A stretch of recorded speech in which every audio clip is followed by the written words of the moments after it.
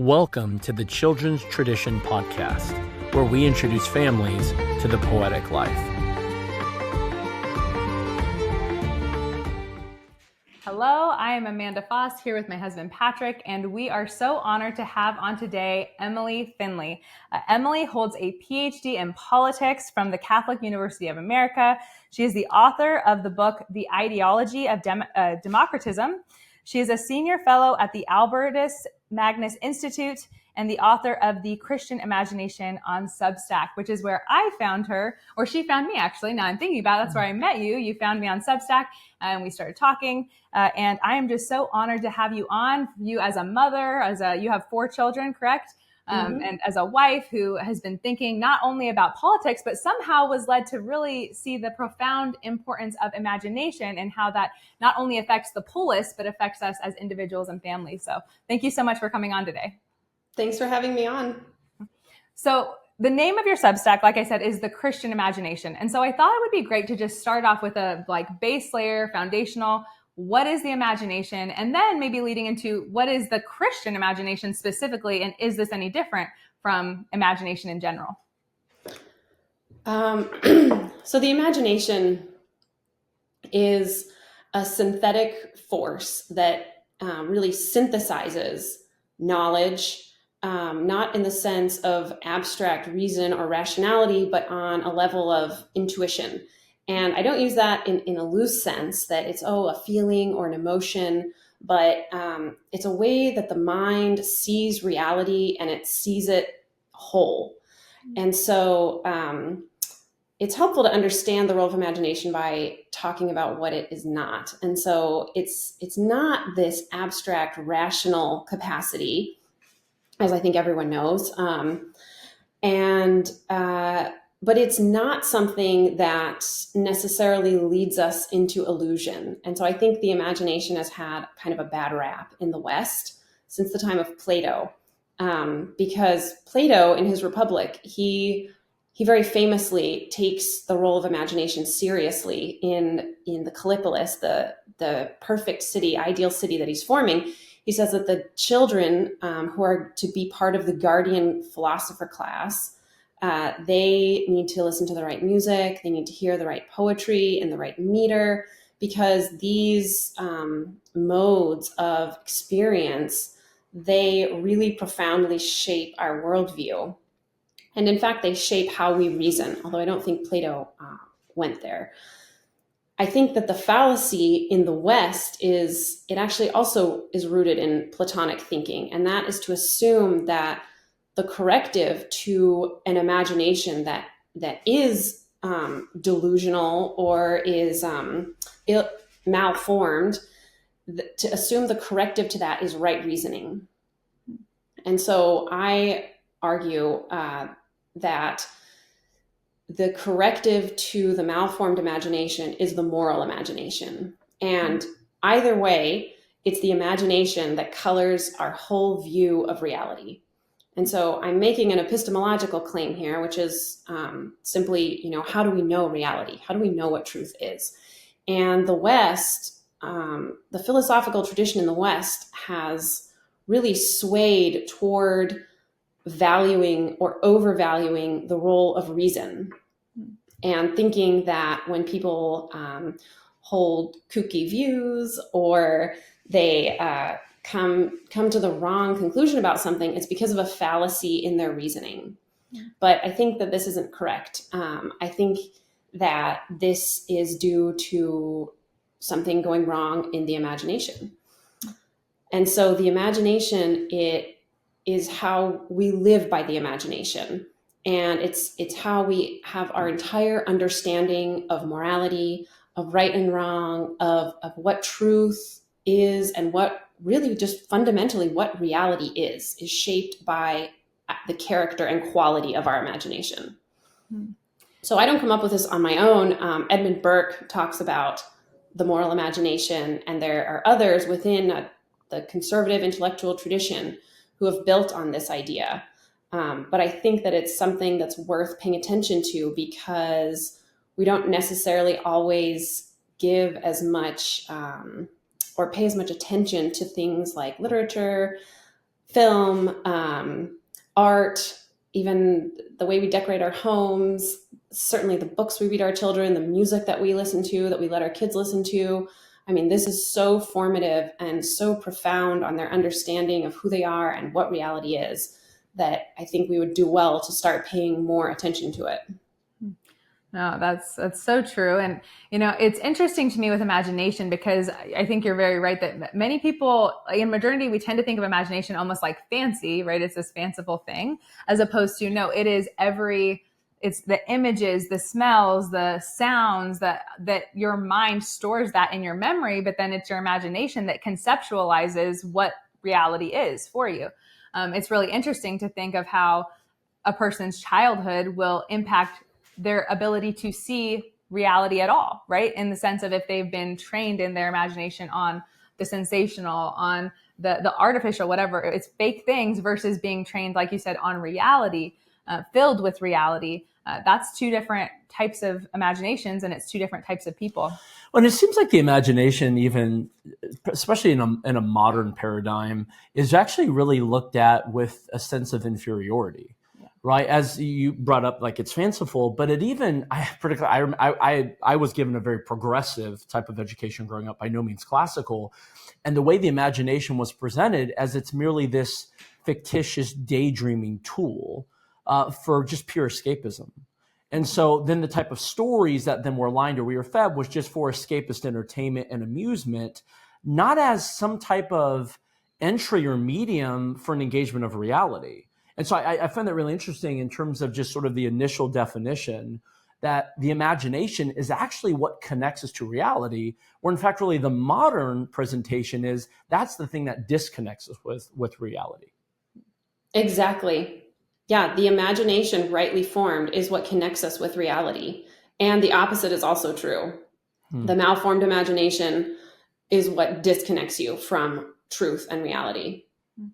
So why do we call it the moral imagination then, right? This is a common term in classical ed we often all use. But I think, is it because we're only meaning like, oh, read these stories about virtue and they will form you to be a moral person? Or does it mean something? Yeah, what does it mean? Well, so when I use the term, I mean, I use it in the sense that Edmund Burke used it, and especially in the sense that a man named Irving Babbitt used it, who was the founder of a movement called New Humanism in the 1920s. He was a professor at Harvard, and he was hated by progressives. He really took Jean-Jacques Rousseau to task. And Babbitt has been very influential on my own thinking. He says that well, first he diagnoses the maladies of the Western world. And he says that we have come to this present moment of cultural degeneration because of a problem in the Western imagination. And he says that there are really two different qualities of imagination that characterize people. And you pretty much fall into one of the two. And most people fall into the romantic imagination and romantic thinking. But on the other hand, you have the moral imagination. And he uses Burke as an example of somebody who exhibits the moral imagination. And I mean, he has many other examples, but he uses the term the moral imagination not as a way of suggesting that we read, didactic literature that would, purposefully inculcate the virtues. I mean, really the opposite. What Babbitt is saying is that we need to be engaged with the imagination in the right way and with the right materials that really come to life. I mean, I actually did research wondering if Babbitt had any awareness of Charlotte Mason or vice versa. I think they were more or less contemporaries. I found no information that they had any awareness of the other one, but he really is getting at the idea of living books and I mean, good literature. And that's a small part of what he's saying, but that type of nourishment will develop the moral imagination. And the antithesis of the moral imagination is the romantic imagination. And so the romantic imagination is this type of imagination that you you retreat on flights of fancy into, fantasy world. It's completely unconnected to reality. It's really just escapism. Whereas the moral imagination is rooted in historical thinking, but it still can be highly imaginative, full of wonder, full of newness and originality, highly imaginative, but it does it in the right way. Sure. As you've mentioned, Irving Babbitt, it's a name I wasn't as familiar with, but as I was preparing to obviously engage in this conversation with you, I've listened to some of your other previous conversations where you talked about Irving Babbitt, and really I've just started just to kind of break the ice with him and just read some of his work, and I've been so fascinated by it. Really, what I've been influenced by is really Russell Kirk and the imaginative conservative and a lot of the work that they're doing, and Kirk talks about the moral imagination. It almost seems like he refers to it in three ways, right? So you have the moral imagination as you presented it, but then also as the idyllic imagination, to my understanding, and then a diabolical, following after T.S. Eliot after Strange Gods, or T.S. Eliot, after Strange Gods. So I'm curious in terms of, I think you presented too, how would that fit into that? Or is there maybe some overlap with the diabolical, that's the imagination deformed or mutated or perverted? What is the idyllic? Maybe it's kind of words. I'm just kind of curious if you're Kirk was influenced by Irving Babbitt. He names him as one of his major one of the men who really influenced his thinking. And so when he uses the term idyllic imagination, Babbitt also uses that term. And I think it's pretty much synonymous with the romantic imagination. And the diabolical imagination too. Babbitt uses that as an aspect of the romantic imagination. And it's something that at its worst, the romantic imagination can tend toward the diabolical. Well, you've mentioned living books. What are other ways that parents can properly inform this moral imagination as opposed to a romantic imagination or diabolical imagination? Well, I think the order and the rhythm of life in the home is central. Really showing by example how we ought to live. Are there TVs constantly on in the background? Is there a liturgical aspect to life where, I mean that in the broad sense, you sit down to dinner together? I think these are basic things that most traditional families kind of intuit. But I mean, even the type of artwork you have up around your home, we probably all remember something from our childhood home, some piece of art that we would stare at that was kind of just a fixture of childhood. I think that those things really impress upon the child's imagination, and not necessarily in the ways that we might think. So really surrounding them with beauty and creating beauty in the home, in addition to reading great books, living books that Charlotte Mason talks about. Rich stories that are highly imaginative, that are not didactic. It's important to keep the didacticism out, even if it sounds like it's encouraging virtue, especially if right off the bat you can tell from the title that there's a particular virtue it's meant to inculcate in your child. There's a good chance that it's didactic and you'll want to stay away. Sure. Yeah, I appreciate that.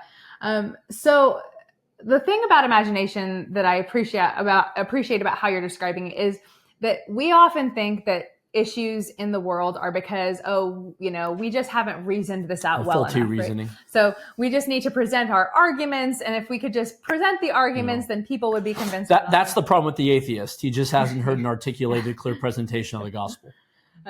But interestingly, on an imaginative level, I think that there are, we might say, two competing imaginative visions, or more. There certainly could be more than two, but there's at least two competing imaginative visions of what classical education even means these days. And so largely beginning in the 80s, there was a movement that was based off of Dorothy Sayers' trivium model, where she took the trivium, grammar, logic, and rhetoric, which of course is the first three of the seven liberal arts.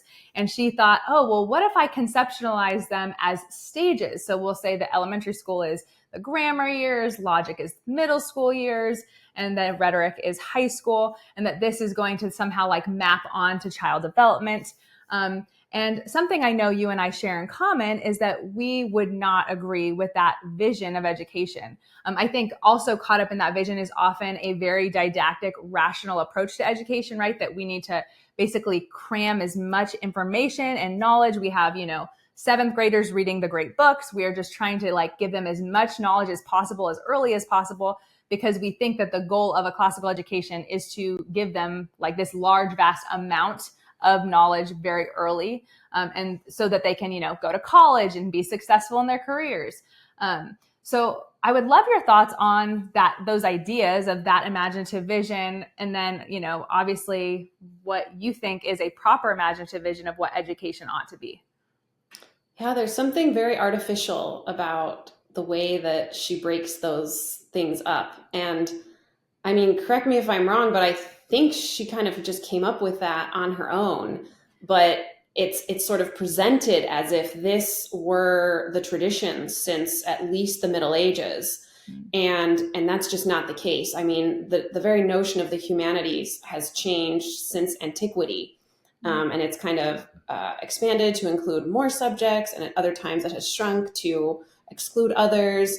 And I think that the fact that Sayers, her own invention really being the touchstone for modern classical education, especially Christian classical education, is problematic, because I'm not really sure where that comes from other than Sayers' own imagination. She even says, actually, she says, my ideas are unorthodox, right? In the famous Lost Tools of Learning, she says, my ideas are unorthodox. And the liberal arts, we of course know, was traditionally college and university level studies.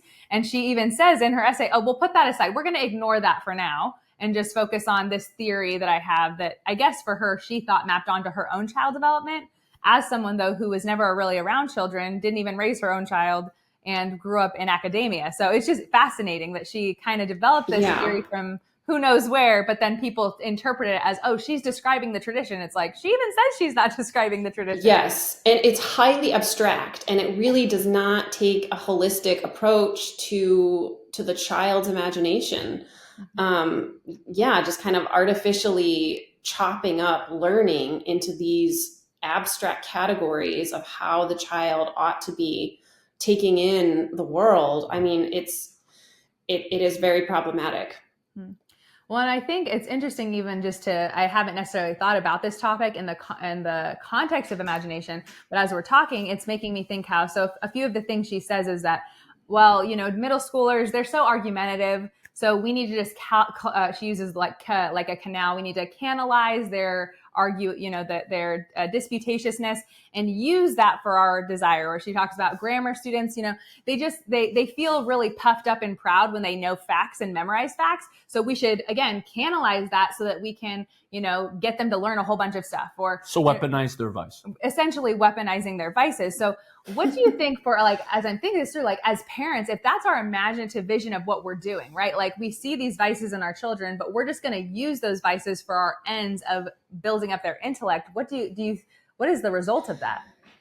Yeah, I mean, I think that this kind of gets to that question you asked in the beginning about the role of the Christian imagination. And I think that as Christians, fostering humility, intellectual humility, as educators is very important, because really our attitude, and my own attitude, having done so many years of study, is how much I really feel like I do not know. And it's just daunting, but it's also so wonderful, because when you're doing this education, a home education with your child, especially in the Charlotte Mason style, where you're reading these books that are just truly enjoyable for the parent and for the child. I mean, I love the books that we read. It's not at all tedious. But you should not be encouraging your child to have this sense of pride, and cramming them with information so that they feel like they're, puffed up with all of this knowledge. I think Sayers hinted at, kind of wanting to develop that, where, oh, isn't this great? They'll keep at it because they'll feel like they know so much. And I think that as Christian parents, we do not want to encourage pride in our children, not intellectual pride or any other kind of pride. I think that remaining humble in our pursuits and in our learning even as the parent, is so important because it makes it more enjoyable. Well, and then to the point you made earlier, by doing that overly systematic approach, we're embracing the modern presupposition that reason and empiricism is better than the imagination. That somehow this is a superior engagement. And I think it's inevitable that then the outcome and the application is going to be dialecticism, as you said. It's going to be moralization. And I think one of the things I have found, especially with the emphasis of the moral imagination, just properly giving it, and really with the Charlotte Mason approach of narration and retelling the story, really allows a student to get in the story, to go into the world, to enter into this atmosphere, which so much is what shapes the imagination, rather than saying, hey, what's the worldview of that story? I was recently at a classical conference, a convention, and one of the things that struck me as I was looking at just a table of books, it said, here's the worldview of Frankenstein. Here's the worldview, of the portrait of Dorian Gray, right? Here's the worldview of Pinocchio. Here's the worldview of Hans Christian Andersen's stories, or the Brothers Grimm's, all these sort of things. And I'm just going, why are we talking and reducing everything to a worldview? Why are we reducing them? Because the moment you do that, and you actually then just reduce it to this analytical, presuppositional point, you stand over everything. And it creates a hostile relationship with the very thing that you're giving, that your posture isn't one of receptivity. Because now you stand over the thing and you become master of the thing once you've been able to deduce, well, what's the author's worldview? And if it somehow disagrees with mine, now I've mastered it and I can reject it. So I think it just creates what I find is a mental goalie at that point, that you can't even receive anything. In fact, it really paralyzes you to be able to engage in anything, because it's such a deconstructionist approach, that to the point that what we've even seen people who receive this kind of classical movement, they've deconstructed their own faith to the point where they've just analyzed it and just chopped it up. Yeah, the tools they received in, say, high school, the tools of learning, right? They received in high school, they then turn around in college and use to basically deconstruct their own faith. To analyze their own faith to the point that it just becomes fragmented and eradicated. Yeah, because that's the modern scientific approach to learning and to reality, is that you can just reduce everything. And with this reductionistic approach, then the goal of that is mastery. And so for the intellectual or for the student, if that's the approach they're taking, then it's that this enormously complex thing that is a piece of literature or art or work of imagination or anything is reduced. All of the complexity is boiled away. And you feel like, okay, I know what this thing is because I've reified it, I've packaged it, I've reduced it, and now I own it in some sense. And that's really the opposite of a Charlotte Mason education, where you instead should really be in awe at the complexity of the world. But you get an understanding of the complexity of the world by reading good literature, for example, and being okay with the complexity of the literature, because you're never trying to reduce a story to just one thing, one worldview. Where does this stand as far as like a gender reading or a queer study or something like that? It's not this deconstructed view. It's that there's a whole host of things going on in a piece of literature that, frankly, you and your child will probably get something different out of, because it is so complex. And children then are able to intuit through that type of education how immensely complex reality is. And then we're not producing ideologues or automatons.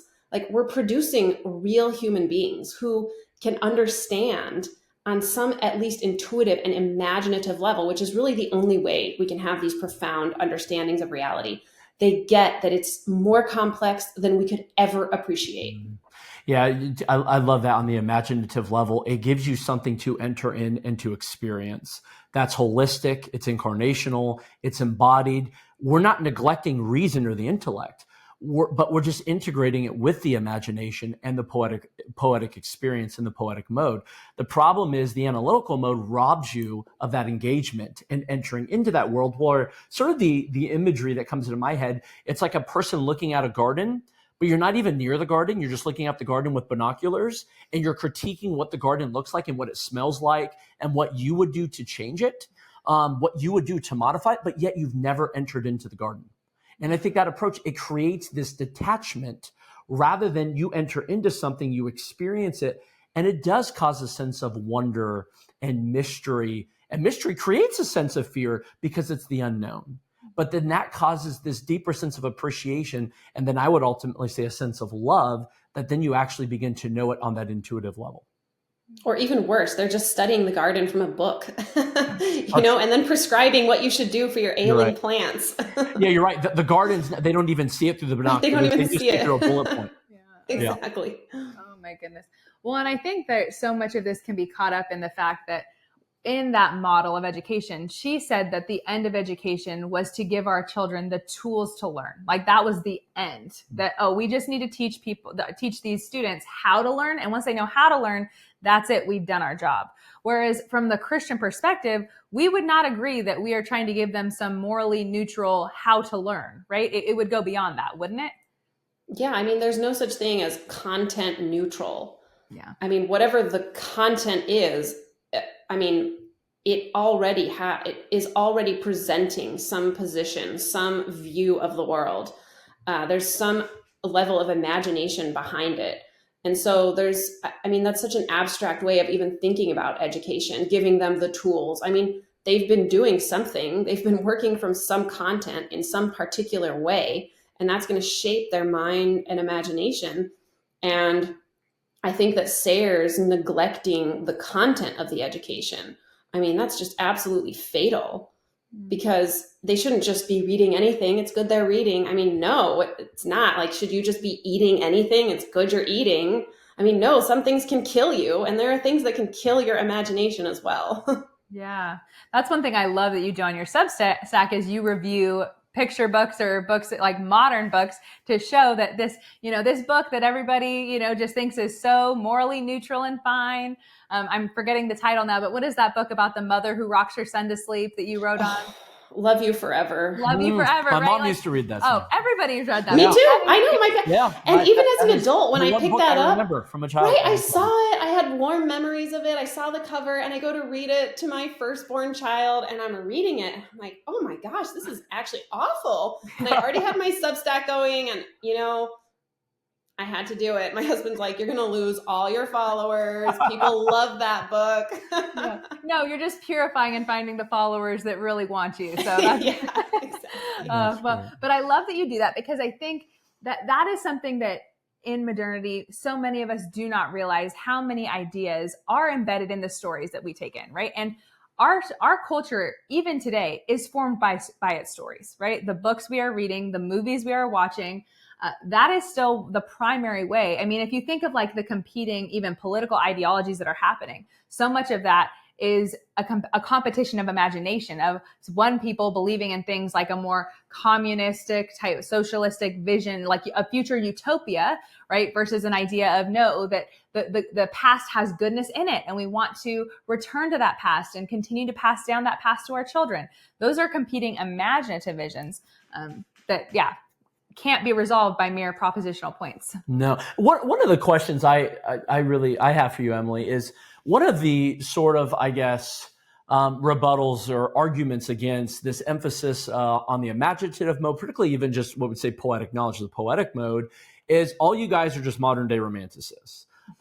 You're just Rousseau kind of repackaged. You're maybe a softer form of it. So, and so one of the things that we spend a lot of time talking about on this channel is really an introduction into the poetic life. So I would love to see what is the difference between romanticism and poetic knowledge, the poetic mode. Is there a distinction? What are the overlaps? I think that would be really helpful. So the Romantic movement, I mean, this was a literary and artistic and philosophical movement that began in the 1700s. Rousseau was one of the major figures who really articulated philosophically the romantic mindset. And so I often refer to Rousseau in my Substack and when I'm talking about the moral imagination, because Rousseau is really the opposite. And it's difficult to understand what's going on culturally in modernity without reference to Rousseau and his ideas, because he articulates it so well. And so, no, definitely not. Just because you think that the imagination forms our view of reality, you do not have to be a romantic.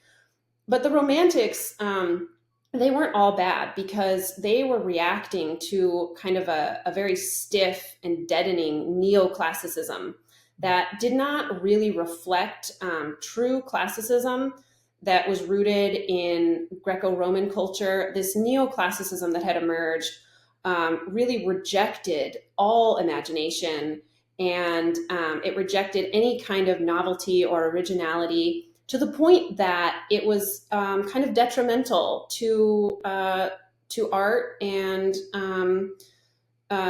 to works of imagination in general. And so I think that the instinct of the Romantics was correct to react against this neoclassicism. But where the Romantics go wrong, and of course they were reacting to more than that. I mean, the scientific revolution had changed things.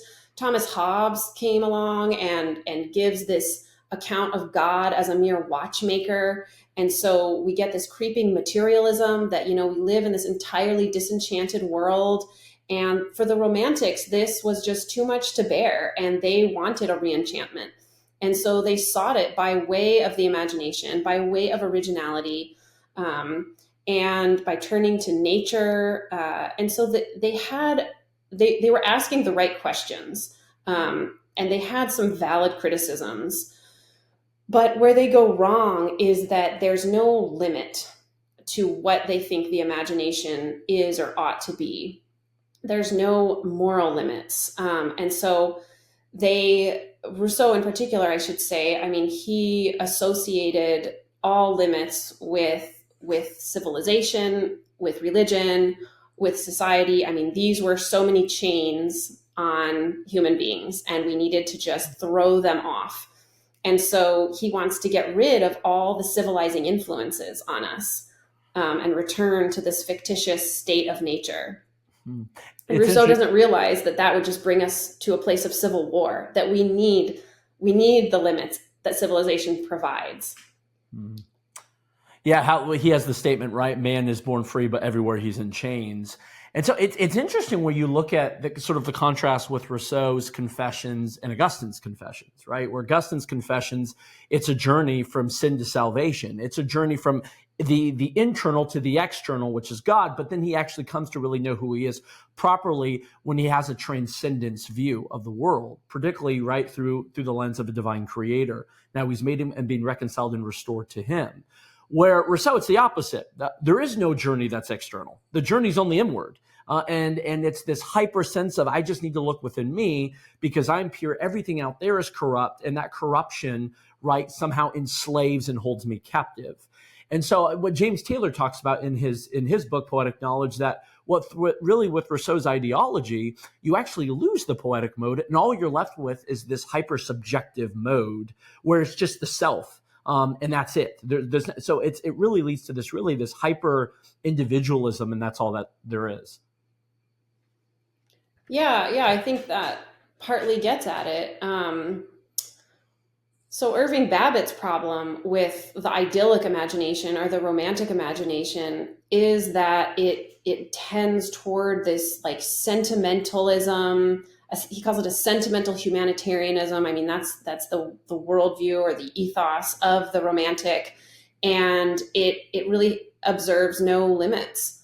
And so it can be very dangerous. And then when you see that in children's literature, I mean, that's really just preparing the way for children to give in to that type of imagination that isn't healthy and isn't going to teach them that life is limited and we do have limits and we need to live within the given order. Well, as Chesterton said, right, loving a thing is loving its nature, its boundaries, right? In other words, so if we have that proper imagination that isn't distorted, it's not upside down, we'll actually see it for what it is because we're engaging with holistically, then we actually then love its nature as well. Yeah. Well, and I love Charlotte Mason, how she talks about in ourselves, right? She calls it the kingdom of man soul. And so she has this idea that we are filling the soul with these images, that with, we're laying that feast for students, right? Of the things they are looking at and the words we're reading to them and the stories and the sights and sounds. And we're filling all of their external senses and inner senses at the same time. And yet she talks about how there's a king, right, reigning over that kingdom. And of course, that king is not ourselves. That king is Christ. And so we want even that inner world, the kingdom of man's soul, that is where the light of our imagination will go, right? It is the boundary of what we can even conceive of in reality itself. And yet it has to remain under that rule of Christ and receiving that all reality as a gift from him, rather than as something we stand over and get to just take and do whatever we want with. Yeah. So one of the things that we had, so you actually got a review copy of The Children's Tradition, and you wrote a lovely review for it on Substack. But you got some pushback because in it, you suggested that you thought it might be a good idea to have the philosophy section maybe separate or in second to the actual lesson plans, because you felt, well, I don't want to explain why you felt so this was what you suggested, and people kind of jumped on your case a little bit about it because they were concerned, saying, no, you can't throw out the philosophy. That's the most important part. I know you are a lover of the philosophy of even the poetic mode, and so you weren't meaning to throw out the philosophy, but I would love to hear from you, because I know definitely my general approach is thinking that, well, modern people, we have all these wrong ideas, and so we have to show them, well, this is the right way of thinking about education, so that we can kind of move forward knowing the right way to do things, or what have you. So what do you think is the alternative vision to sharing this beautiful life of poetic experience, of forming the immoral imagination and all these things, if not to begin with philosophical principles? It's kind of paradoxical, since I'm a political philosopher, that I would say we should kind of maybe bracket or set aside the philosophy, not entirely. I mean, I was reading, it's a lengthy introduction. It's very well written, very well said. I'm nodding in assent the whole time I'm reading it. I thought it was beautifully written. And then you get to the curriculum, and there's a introduction to each of the different aspects as well, right? Like folk songs or things like that, and the knowledge streams. And I was thinking that, I mean, it can make home education in general, and maybe your curriculum or Charlotte Mason education in particular, seem inaccessible. Mm-hmm. As if you, number one, first have to read all of it. And for busy moms, it's so hard. I mean, when I first started homeschooling, if I had to read some, lengthy philosophical or anything, I started with the CMEC, if I had to read everything on that website, or even just something long about what I was doing, it would have been enough to just defeat me. Because it was just a lot, trying to wrap my head around homeschooling and all that. So there's that practical aspect of moms who want to just jump in and wanting to just get to, okay, well, what is the curriculum? But I think that there's a deeper philosophical reason, paradoxically, why I think you should start with, there should be some introduction, but I think it should be brief. And then you should just get right to the curriculum, because in a Charlotte Mason education, we don't think that kids should get any kind of abridged or watered down version of the books, of the living texts, or, of going out to nature study or whatever they're doing. I mean, they're accessing truth directly through the poetic mode. And so I think that for moms or, home educators, I mean, they access truth in the same way. And so there is definitely something to be said for philosophical truth and for articulating and understanding what we're doing on a philosophical level.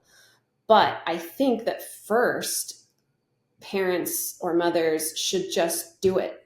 Go and do the nature study.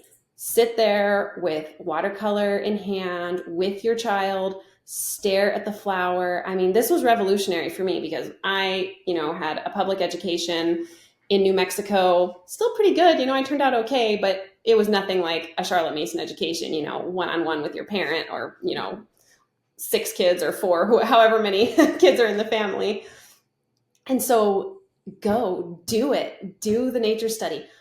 Just crack open a book and read. I mean, I have done things where when we did the CMEC, we're still subscribed to the CMEC, I would just buy the links of books. They would go on the shelf. I wouldn't even read what they would tell me. I had no time for videos, like nothing. And I would just reach on the shelf. I would come up with my own timetable based purely on intuition.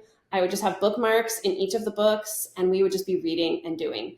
And there was something so refreshing and also simple. And that's not a system that works for everybody. Some people can often do better with timetables and more order. But for us, with the fussy toddler and things just being different on different days, you know, the babies coming and things like that, that worked for us. And so I do think that for the parents who are new to homeschooling, especially, that being able to just go out and try it and see for themselves the truth that they are sharing with their child, that they're giving their child direct access to, I think that is profound and will have a huge impact. And that they will get to a lot of the philosophical ideas on an intuitive level. And then I do think that there's definitely a role for that lengthier, more in-depth explanation of what exactly is happening in this Charlotte Mason home education, and in particular, you know, with your curriculum. And so, yes, I think that as they do it throughout the school year, you know, they'll, at least for me, like I would start to explore the CMEC website a little more and read about something there. You know, my first year, I would just tackle like one thing, like clay modeling. My gosh, what do I do with this? Or, you know, with your introduction, they can just take a few pages a week or something and like really digest that with the practice and with what's concretely happening. And so I think that it would really deepen their understanding if there's that practice that's already taken place. So the suggestion or the feedback that you gave wasn't about a rejection of the philosophy or a disagreement with the philosophy, but people love you, Amanda. They were so upset that I would suggest anything. It seems more what you were saying, which I think is valuable feedback and insight, is about the placement of the philosophy Exactly. and the extent and degree in which we explain it. And we've even had similar conversations of, hey, should we just have maybe a philosophical book? Like over here, you have the curriculum, and we sort of shrinking down, right, the philosophical side to it. To your point, where you give that introduction, where you give enough to get their feet wet. Yeah, I mean, you explain what narration is, you know, the short lessons, the basics, and something about, you know, your own curriculum and the beauty of the John Senior way and the poetic mode. I think that's entirely appropriate. And I don't know that you necessarily need to do a separate book. I mean, it could just be like part 2, and visually and sort of metaphysically, you feel like it's something, oh, I can just get to that later. It's not a prerequisite for just doing this education like with my child now. I don't have to read it and understand it in order to just open the books, get them through the narrations, go out and do nature study, and just get my feet wet that way, and then deepen my understanding of what we're doing later. I don't know. I mean, it was kind of just an intuition I had when I went through the curriculum myself and what I was thinking, and then turned into a podcast. No, you know, I really appreciated just hearing your perspective, because it was the first of its kind that I had heard. And so I think what's interesting about it is there's probably something to be said about many of the people who have initially been drawn to the children's tradition have been drawn because they are these lovers of educational philosophy. They're, you know, like-minded women like myself who like, we just need to know why for everything. Like I'm the type of person who like, if I don't know why, I struggle to do it because I feel like, well, what is this for? Like, does this really matter? But this is why I wanted to have you on, because I think it's so important to acknowledge that if you're the mom who feels exactly like you said of like, this is too much. Do I really need to read, 40 pages of philosophy before I can do this and get to know all these random words like gymnastic this and musical that and poetic that? Like, what does all this mean? As opposed to if you're willing to trust the tradition, right? That's the name of the curriculum, the children's tradition. If you're willing to somewhat like surrender yourself to the tradition without having to know all of the whys, that there is so much beauty to be had in just the experience of it. That yes, whether you then encounter the philosophy later, or maybe you do read it initially, but you don't understand as much, and then you go back and read it again later once you've actually had a year or two under your belt of doing it. But I mean, I really think for me, it comes down to that fundamental posture towards the tradition that I think you're right. I think if we as a collectively could have a receptive posture towards tradition, we would be less in need of that analytical explanation so early. And yet sometimes maybe that can be the hardest part, is persuading people like, no, the tradition is worth entrusting yourself to. You don't need to worry about, like you said, you can order these books, put them on your shelf, and you don't need to be wondering, oh, is this going to be okay? Like, no, these are the stories that have been handed down for at least 100 years, some of them hundreds, if not thousands of years. And so they are worth being on your shelf. They're worth reading to your kids. Like you said, getting out in nature, painting, looking at art, listening to music. None of this has to be super complex and formal. No. It's just learning to delight in it. Well, it's not the implementation of a formula. It's trying to give a humanizing education that's alive, right? It's holistic, it's harmonious. That's really it. And that's why this feedback is so helpful, because even, when she started writing the children's tradition, it was meant just for us.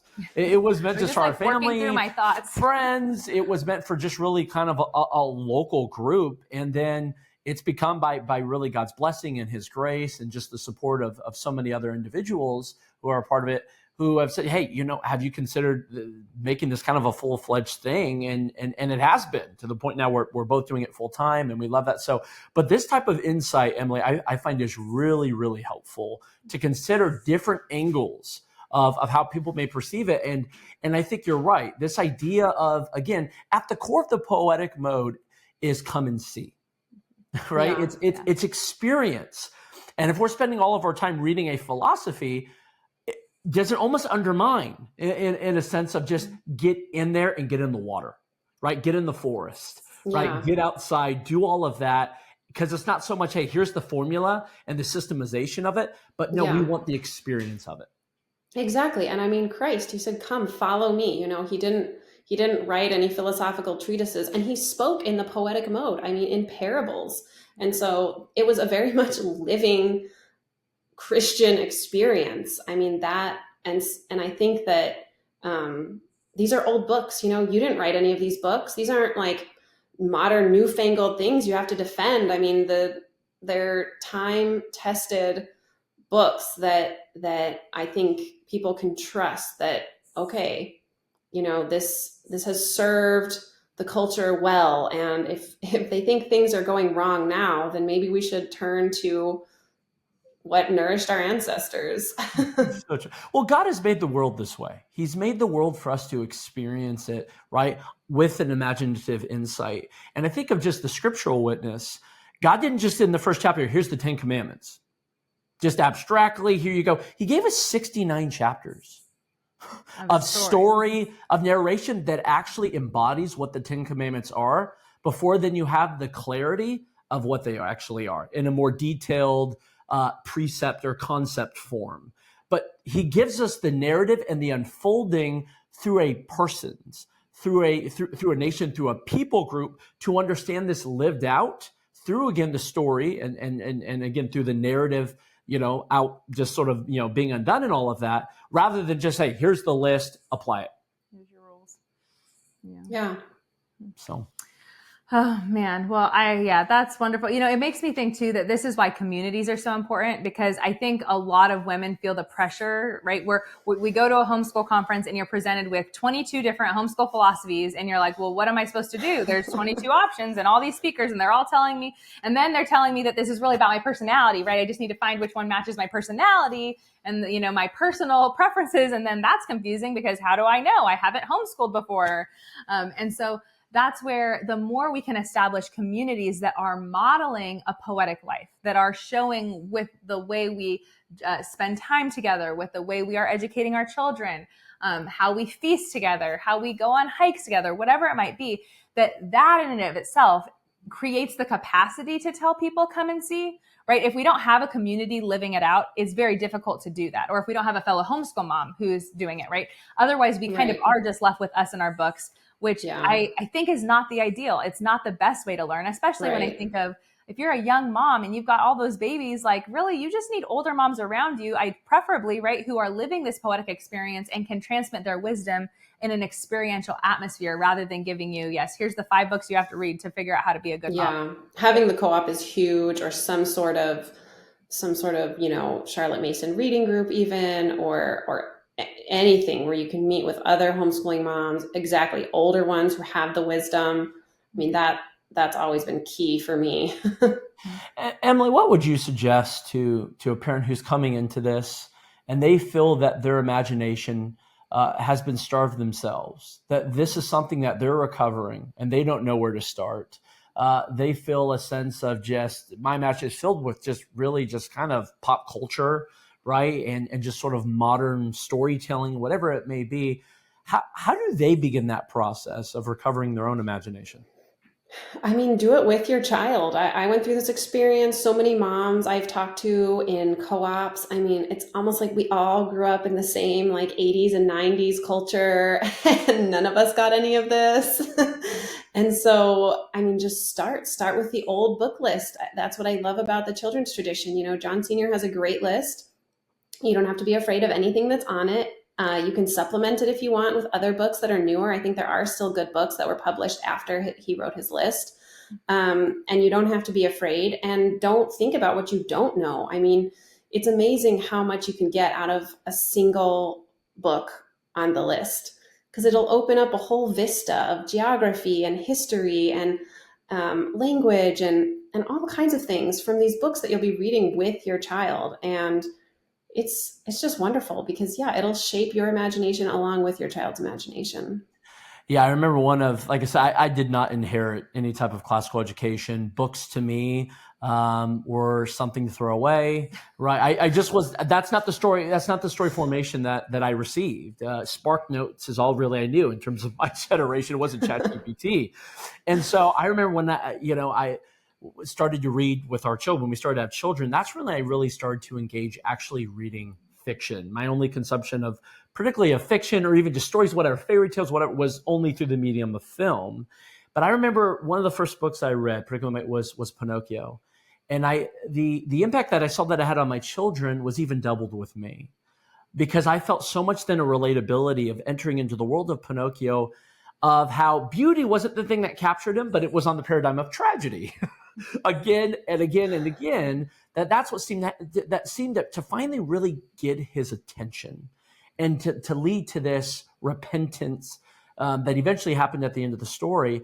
And I felt just such a relatability that's me, right? That this idea of the tragedy informing you and getting you and capturing you and actually then leading you to the path of beauty was what got my attention. But I never actually had that moment prior to that. Then actually when I was giving it to my children, that they had a similar experience, but it was just as impactful for me as well. Yeah, I think C.S. Lewis said there's no such thing as a children's book. I mean, that's why I started the Substack, because I started reading these children's books with my kids, and I was just blown away. I mean, by good and bad books, and I felt I had to warn people about the bad books, and then really plumb the depths of these good books, because we get a lot out of them. I mean, stuff that our kids won't get, but they still get so much out of these books, and it's something that you can kind of digest, and it sits with you. And I think you used the word restful contemplation. I mean, that's possible with these rich living books, especially the ones on John Senior's list that you work into your curriculum.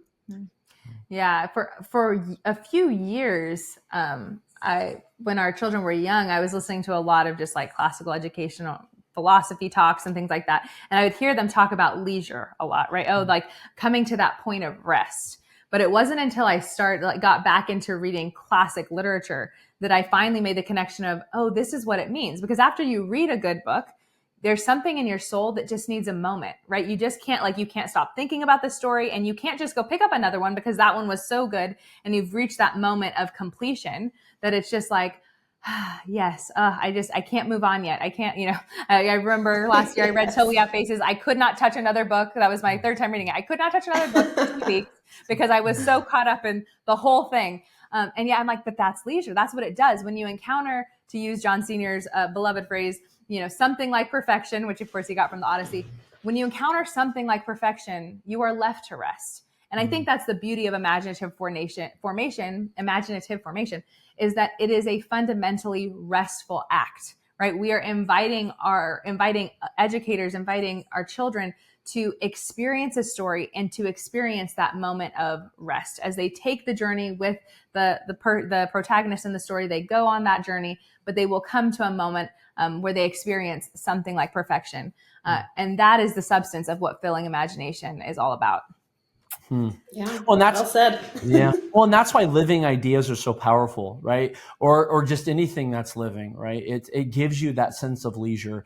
It gives you that sense of rest, where the thing that doesn't possess living ideas, you're actually, right? It's like fast food. You just want more because you're constantly in a state of where you're dissatisfied and you actually never have proper satisfaction. Or you don't want it at all because it's killed your love of learning, That is so true. That is so true. Yeah, where you've become, that your tastes are so shaped by the candy, right? I think of a funny story. I believe it's in Josh Gibbs' book Love What Lasts, where there was an illustration he gives of a student who was offered watermelon, and she said, "Well, I've already had watermelon," and the person said, offering, "Well, what have you had?" She's like, "Well, I've had watermelon candy." And they're like, that's not the same thing. But because she's only had watermelon candy, if she actually was to engage with real watermelon, she actually would probably reject it because of just everything that he then highlights, the inconvenience. You got to chop up the watermelon, right? It's more juicier and everything, right? In terms of just the messiness of it, where if the watermelon candy, it's just in a bag, right? You can just open up the bag, pull it up, right? The sugar of it's so hyper, right, dense and over the top to the point that it actually kills your ability to enjoy real watermelon. So I think for our final question, I would love to know what stories have captured your imagination. So it could be a story that you've read with your children, something you read on your own, but as someone who is this lover of imagination and is so concerned with this vision of shaping the imagination of your family, what stories for you have been the most penetrating for your soul? That's a tough one. My kids are young. My oldest is only 8, but we all really enjoy fairy tales. We went through a phase of the Grimm's fairy tales, but those do have quite a heavy dose of romanticism in them. So, only pepper those in. But we read the different colored fairy tale books, by Andrew Lang. We like those a lot. And gosh, I have a lot of boys. So Billy and Blaze, the series is very popular around here. And the My Book House series, it's a 12-volume series. I've got it somewhere here. It was published in, I want to say like the 20s. Okay, this series by Olivia Miller Beaupre, she seemed to be influenced by Charlotte Mason, but I don't know that she actually was. It's a 12-volume series, and the first one is full of nursery rhymes and Mother Goose, and then each volume is for an older age, and so the kids can go through those. There's lovely illustrations. The covers are gripping. And I don't know, what other stories, what are some of your guys' favorites? We like poetry too. Robert Louis Stevenson, of course. Yeah. Yeah. Our favorites are, well, my daughter rides horses. So she's loved like Black Beauty, Misty of Chincoteague. We are big fans of Grimm's around here. I will confess that. But also Hans Christian Andersen. We read the fairy books as well.